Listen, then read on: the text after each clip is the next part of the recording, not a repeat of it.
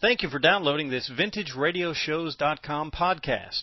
We have over 20,000 shows for you to enjoy at only $6.95 per month. Sit back and relax while you listen to the best from the golden age of radio, and please visit us at VintageRadioshows.com. Tired of the everyday grind? Ever dream of a life of romantic adventure? Want to get away from it all? We offer you Escape. Escape, designed to free you from the four walls of today for a half hour of high adventure.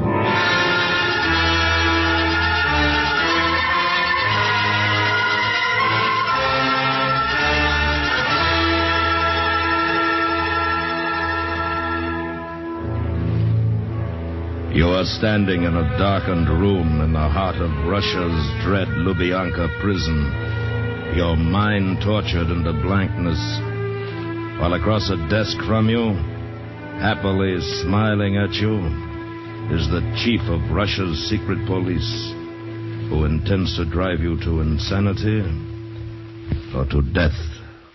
Listen now as Escape brings you John Dehner's exciting story, The Man with the Steel Teeth.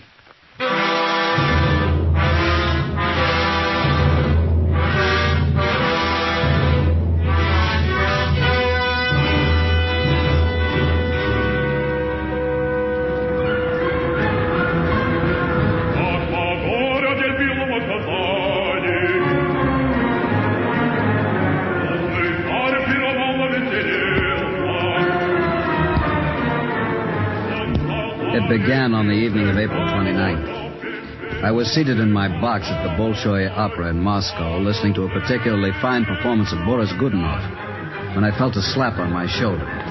Я из полиции. Пойдем со мной. What do you want? Пойдем со мной. МВД. What? На двор. Now, look here. What's this all about? You are under arrest. Arrest? What are you talking about? Come. There were two other men with him. Big men. In a moment, I found myself escorted down the corridor, down the grand staircase, and out into the dark street to a black limousine waiting in front. No one said a word as we sped through the streets, the men on either side of me staring straight ahead. Then we rounded a corner, and in a second I knew our destination. Lubyanka Prison, home of 1,000 ugly secrets. The dread MVD. We swung down a long ramp and came to a stop at a huge unguarded bronze door. I was ushered into a small office bare except for a desk with some filing cabinets.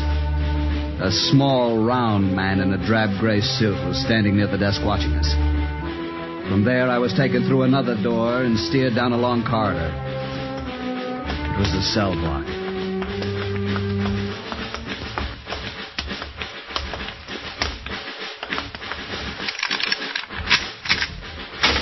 Notre. And I was a prisoner of the Soviet secret police.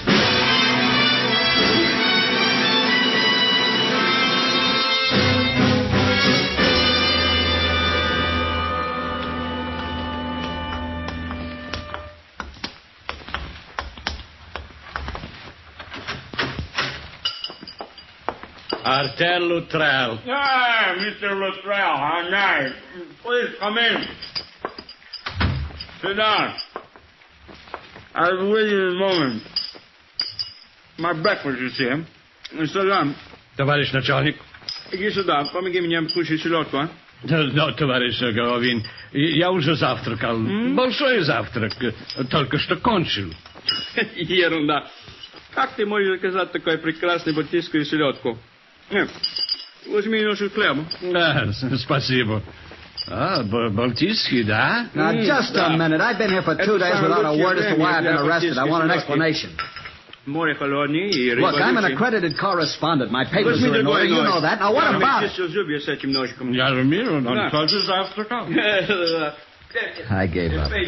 They had no intention of dealing with me until they were good and ready. I could see that. I watched the man behind the desk. He was the same one who'd been in the office when I was brought to Lubyanka. Inspector Golovin of the MPD. A small, round little man in a badly fitted gray suit. Gold-rimmed spectacles magnified his brown eyes, and when he smiled, his full lips uncovered the most fantastic set of stainless steel teeth I ever laid eyes on. Full uppers and lowers. Then the morning feast was over. Ah, my dear Luttrell. How pleasant to see you again. Again? We've never met, and you know it. Spaso House, for one, a year or so ago. A reception for the Belarusian delegation to the All-Union Sports Congress last year. A diplomatic banquet in honor of the President of the Uzbek People's Republic. Many places, my friend. I don't know you. I see we shall get on very well. Why am I here? A legitimate question. You are here to confess. Confess? To what? No. We have much time. No need to get excited so soon. I'm asking you again. Confess to what? Shall I read it to you? You've written my confession? Oh, no, my friend, no. These are the charges, only the charges. The confession is up to you. With my help, of course. You're interested? Go on. From the office of Max Golovin, Inspector District of Moscow, Lazar Tubian, First Officer. This does not concern you. Tested to by the following officers, the People's State Security. That doesn't concern you. Subject. Concerning the activities of one Arthur Henderson Luttrell, correspondent WNA, citizen United States of America, resident of Moscow 2 years, hereinafter called accused. 1. That in the morning of August 21st, 1952, the accused was observed by witnesses in an exchange of objects with a Zarajin engineer, former member Ukrainian People's Agriculture Cooperative, while standing near north entrance to Workers' Palace. The little man droned on, unreeling paragraph after paragraph of nonsense. Names of people I'd met as a reporter, or at official functions, or on the street, or anywhere. Names of people now dead or awaiting execution. It wasn't until this thought came that it dawned on me what my crime might be. And in the last paragraph, Golovin confirmed it. Now awaiting execution of death sentence. And that Arthur Henderson Luttrell is accused of the crime of espionage and the encouragement of sabotage. That by the use of personal influence, he contributed to the deviation of 12 individuals since convicted, sentenced, and in 4 separate instances executed for crimes of treason against the state. Well? Very clever. Nothing clever, my dear friend. Merely a recitation of facts. From all the people I know here, you take the few names that'll make a case for you. What's more, some of them are dead. But why? What am I supposed to have done? Do you or do you not confess? To a trumped-up deal like this? No, not on your life. On your life, Mr. Luttrell. Sergeant, убедил.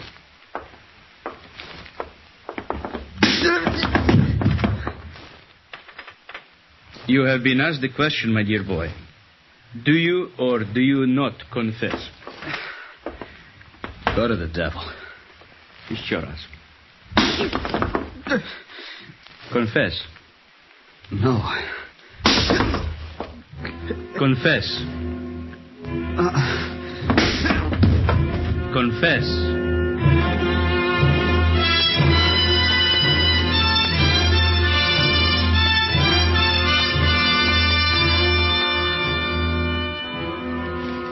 Then they tried psychological persuasion. The method? To wear me down to the point of exhaustion when I would gladly sign anything in exchange for a night's sleep. You will confess. You will read from this paper, then you will sleep. No. You will read the following. The charges brought against me are true. I am guilty of sabotage.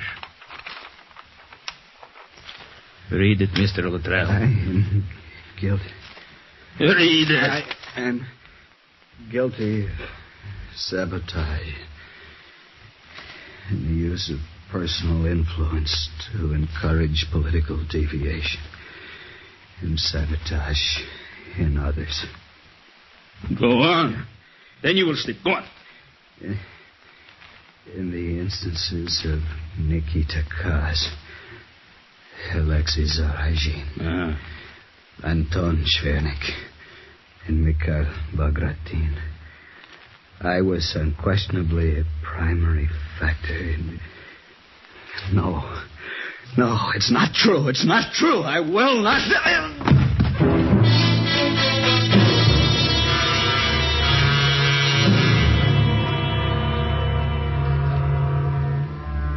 And I awoke to find myself back in my cell.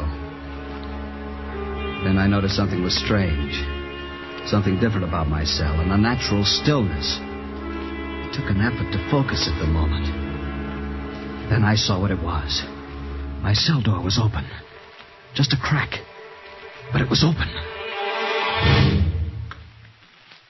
It had always been closed and double locked each time I was returned from questioning. But now it was open. Reason told me it was another way of torturing me. A trap.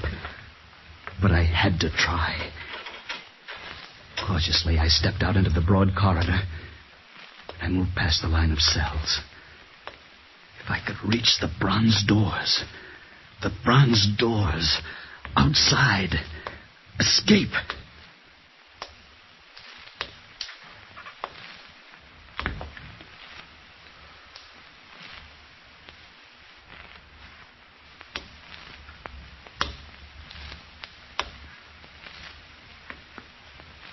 And then I was standing before the door to the office.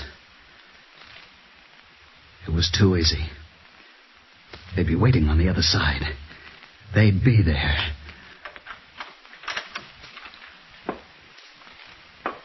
Empty. No Golovin. Nobody. In the corner behind the desk stood a coat rack. On it hung an overcoat and a black hat. I took them, put them on, walked to the bronze doors. And I was outside. Except for a black limousine that stood across the parking area, the place was deserted. Nobody. My first thought was the embassy. If I can get to the embassy, I'm safe. I looked again at the limousine. An official car of the MVD. Trying to be as casual as possible, I went over and looked in. The ignition keys were there. I got in quickly, stepped on the starter.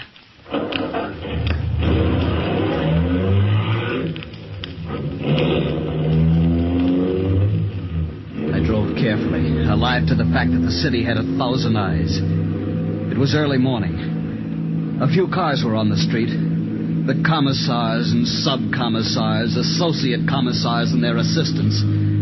Soviet officialdom rolling to work on privileged wheels. Suddenly, the welcome sight of the embassy came into view. It loomed large and took shape as I approached. There was a car parked in front of the main embassy entrance. I pulled up behind it. I was about to set the handbrake when I saw something that turned my blood to water.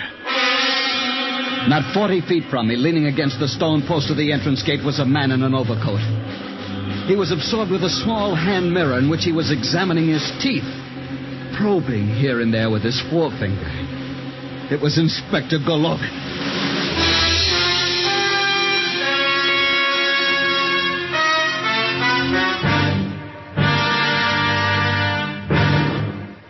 We will return to Escape in just a moment, but first, answering the call of the sick and the distressed at home and at the battlefield is the job of the Red Cross. This month, the Red Cross is asking for contributions to carry on this wonderful work for another year. Can we do less than answer the call ourselves? Give as much as you can to the American Red Cross. And now, back to Escape.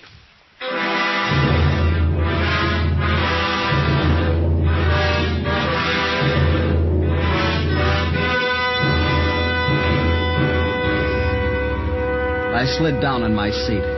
Golovin didn't look up, but I knew he'd seen me and was just waiting. And I saw the bulge in his coat pocket. I had no chance against a pistol. I started the car and pulled out into the street. In the rearview mirror, I saw Golovin go to his car and start after me. I was in a panic. At the corner, I turned left and headed toward Red Square. I hoped that once there, I could cut across the square into one of the side streets and double back to the embassy. But about halfway across the square, I saw a car move out of the thin line of traffic in back of me. It was Golovin, and I had to abandon my plan for the moment. Then began a dodging game that took us through the west section of Moscow and into the industrial suburbs. Time after time, I was sure I'd lost it. But he would seemingly materialize out of nowhere and fasten himself onto me. It went on and on until we neared the railroad yards. We were racing down a cobblestone street laced with track.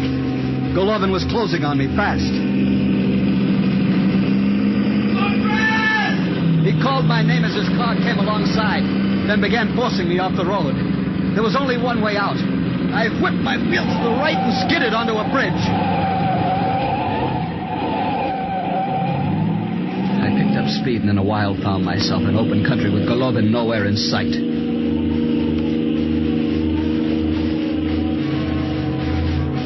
I had lost Golovin, for he had lost me. What difference? I had no chance of ever getting back to the embassy now. The MVD would be there waiting for me with a color guard. So I drove on. On the strength of an MVD identity card I found in the pocket of my overcoat, I obtained gasoline at a small town. And then a few miles from Smolensk, I had a nasty shock. It was a roadblock. 2 trucks were placed squarely across the road, 20 feet apart. Soldiers with Tommy guns stood in the light of flares, motioning me to stop. There was nothing to do but pull over. A soldier came over and flashed a light in the window. Товарищ, добрый вечер. Добрый вечер. Извините, товарищ, покажите ваши бумаги. О, МВД. Идите. Извиняю, товарищ сержант. Что-то случилось с Демидов. Хотел проверить. Спокойной ночи. Спокойной ночи. The soldier waved me on. The MVD identity card had done it.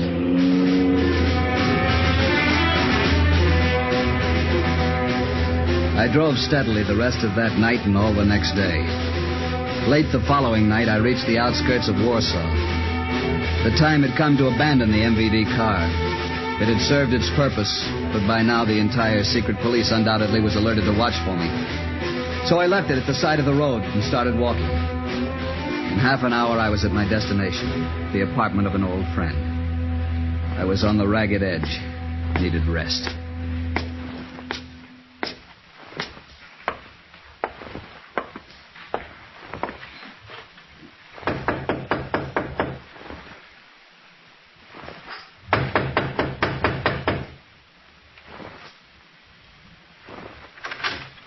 What is it? Hello, Maria.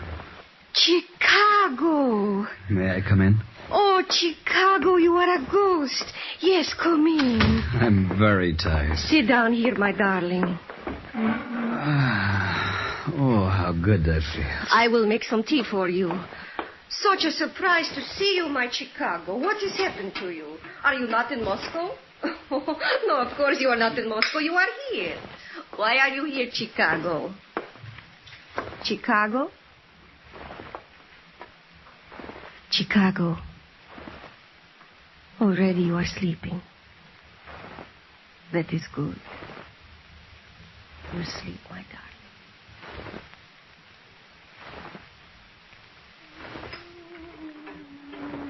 Morning. Ah, Chicago. Finally you waked up. But it is not morning. It is 2 o'clock in the afternoon. How do you feel now? You sleep good. Oh, it's heaven. You going to stay awake now? I give you a cup of coffee. You're an angel. Never mind the angel talking. Here. Thanks. First cup of coffee I've had in 2 months. Now, you must tell me, Chicago, what has happened? Where do you come from? Where do you go? Old Cotton-Eyed Joe. Old which? Your question. Where do you come from? Where do you go? Like Old Cotton-Eyed Joe, an American folk song. Oh. Never mind. Sit down, I'll tell you. Oh, I have missed you, Chicago. And when you came in last night, I was very happy. You're still as beautiful as ever, Maria. But I am wrong to talk this way to you. Everything was finished 2 years ago, and so it must remain. I still think we were fools. Shh, now forget. Forget. Now, you in a lot of trouble, eh? Yeah, a lot. You talk in your sleep. What did I say? I could not understand everything, but you kept on killing a man. Golovin. Golovin, that is the name. You must hate him to kill him so much. Well, he gave me a lot of trouble. Oh? What he look like? Oh, a small man, quite small. Maybe a little fat? Yeah. Does he wear glasses? I really talked in my sleep, didn't I? No, but there is such a man outside in the street who looks like that. What? Wait.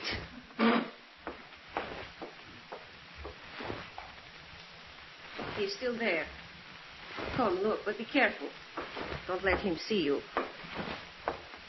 Across the street, see? He has been there all day. He was there this morning. He's an inspector for the MVD. MVD? You are in a lot of trouble. All I want is to get to Berlin. Yes, you must leave Warsaw. Can you help me? I think so. I know someone. Can he be trusted? You know my brother, Bronislaw? But he's with the communists. I shall let you decide that when you meet him.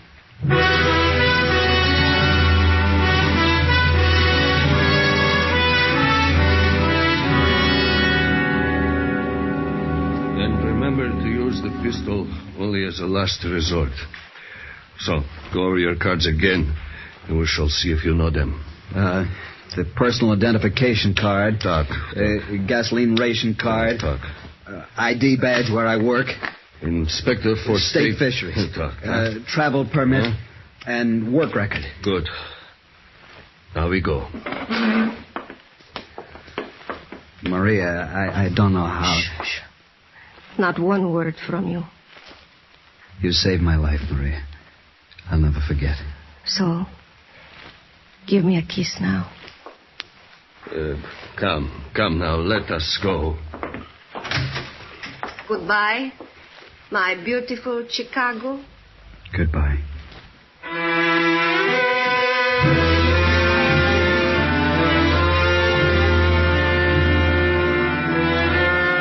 Bronislaw led me down the stairs and out the back door to the alley where his car was parked. There was no sign of Golovin. A relief, to be sure, but still a surprise, since both of us half expected to see him. Maria's brother had done a first-class job arranging my escape. From Warsaw to Berlin was a cruise. Clear sailing all the way. It was a lovely summer night when we arrived in Berlin. We drove as near to the line dividing the sectors as we could. I got out. There was a handshake between us, and Bronislaw was gone. I started walking to the end of the street, the end of Soviet influence. 10 yards away, I rounded a corner and... Good evening, Luttrell. Golovin. The little man blocked my path so I couldn't get by. His hands were thrust deep in his pockets, a frightening smile on his face. So now it is the end of the road for us, no, Luttrell? For a while, I thought this moment would never come to pass. But now it is all over. As he spoke, he withdrew a small pistol from his pocket. He balanced it casually in his hand and continued talking. It was the end for me. To think, Luttrell, that the whole adventure turned out exactly as I had planned. From the moment you left your cell till now, every move you made as I had planned. I showed you well the way, no? So you're pleased with yourself, Golovin. Fine, but let's get this over with. What? You do not understand, Luttrell. I allowed you to escape. So you could shoot me at the end of the road. Quite the sadist, aren't you? I allowed it so that I could make my own way here. Look, don't play games, Golovin. Games? No games. This entire thing was planned for my escape. Your escape? Mine. By following you, I could give the impression that I was only doing my duty by pursuing an escaped prisoner. A prisoner who, by chance, you understand, led me to here. You still do not believe me, do you? I just don't follow, that's all. Luttrell, in my country it is bad alive. Now it is even worse. Soon my colleagues would have seen the things I could no longer hide, and then would come the purge. My purge. I had to leave before that could happen. So now... I find it kind of hard to swallow, I'll tell you that. Here, take my gun. Take it. Now you believe? Come, my dear boy, we cannot stand here. Let us go across the road. You see, I need you to vouch for my story when I am questioned.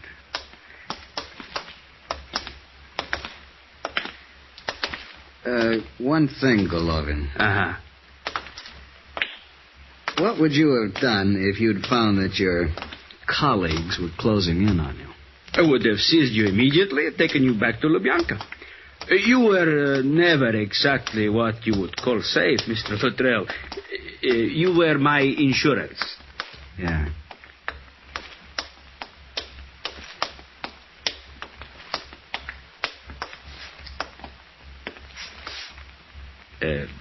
This is the American sector? Mm-hmm. My territory now.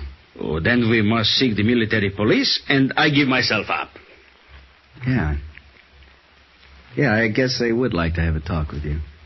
So now, my dear boy... Wait a minute, Golovin. Wait?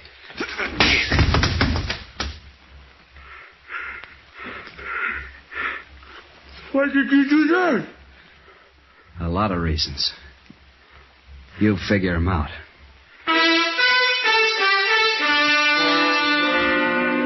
My knuckles hurt. They were bleeding.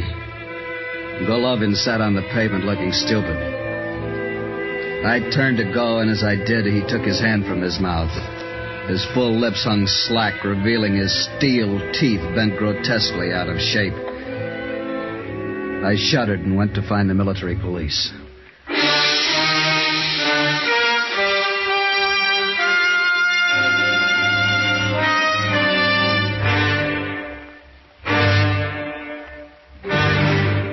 Under the direction of Anthony Ellis, Escape has brought you The Man with the Steel Teeth by John Daner, starring Harry Bartell. Featured in the cast were Jack Crucian, Charlotte Lawrence, Steve Roberts, and Paul Dubov. Editorial supervision is by John Meston, and the special music for Escape is composed and conducted by Leith Stevens. Next week... You are 400 feet below the surface of the South Pacific, the heavy taste of chlorine gas souring your mouth. While somewhere up above you, searching through the night for you, is an enemy destroyer, bent on sending the submarine and you to a murky death. So listen next week when Escape brings you Richard Chand Lee's exciting story... Pressure.